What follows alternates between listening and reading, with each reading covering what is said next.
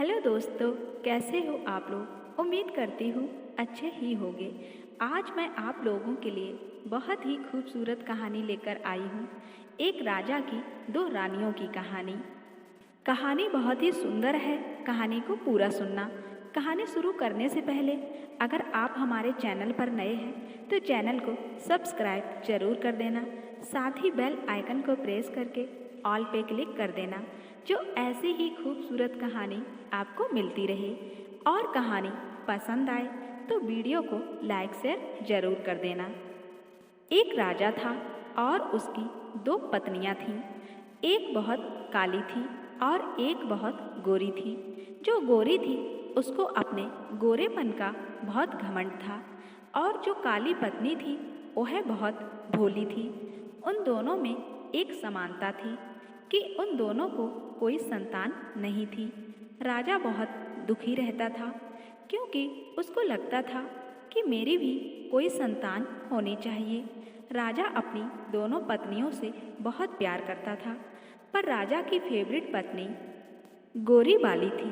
लेकिन उसने कभी भी दोनों पत्नियों में भेदभाव नहीं किया था। राजा की जो गोरी पत्नी थी वह बहुत घमंडी और झगड़ालू थी।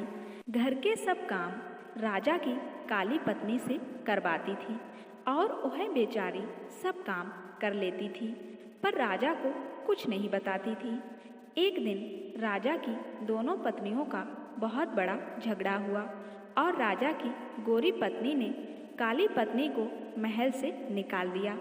काली पत्नी जो थी उसने सारी बातें राजा को बताईं और राजा उसे कहने लगा कि मैं तुम्हारे लिए अलग अलग महल बना दूंगा, तुम उस महल में रहना। फिर राजा ने महल के सामने छोटा सा महल बनाया और उस घर में काली पत्नी को रहने को बोल दिया। एक दिन राजा दूसरे राज्य में घूमने के लिए जा रहा था, तो उसने अपनी दोनों पत्नियों से कहा कि तुम दोनों को क्या क्या सामान चाहिए मुझे बता दो, मैं तुम दोनों के लिए लेकर आऊँगा। तब राजा गोरी पत्नी के पास गया और उससे कहने लगा कि तुम्हें बाजार से क्या चाहिए। तो वह बोली, मुझे मेकअप का सारा सामान चाहिए। फिर वह काली पत्नी के पास गया और उससे कहने लगा कि तुम्हें बाजार से क्या चाहिए। फिर वह राजा से बोली कि मुझे एक छोटा सा बंदर चाहिए।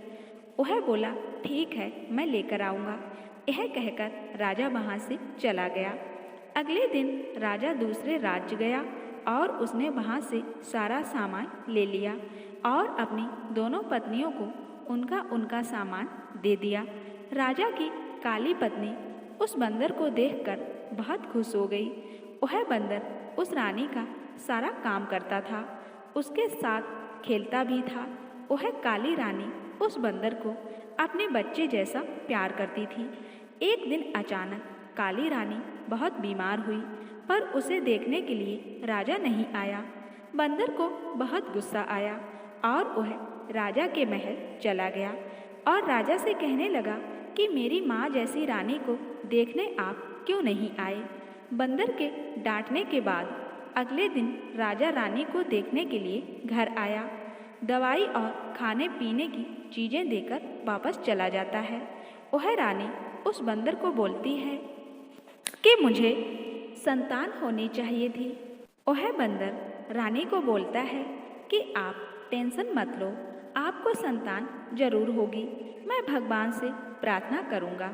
अगले दिन वह बंदर घर से गेहूं का आटा लेकर मंदिर जाता है और गेहूं के आटे को गूंथता है और उसमें दो आँखें, एक नाक, दो हाथ, दो पैर ऐसे बनाता है और भगवान से प्रार्थना करता है।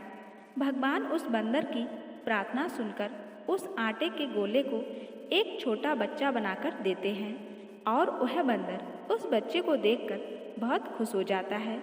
बच्चे को लेकर काली रानी की गोद में दे देता है। काली रानी उस बच्चे को देखकर बहुत खुश हो जाती है, बंदर का शुक्रिया करती है और राजा को खबर मिलती है कि काली रानी को बच्चा हो गया है।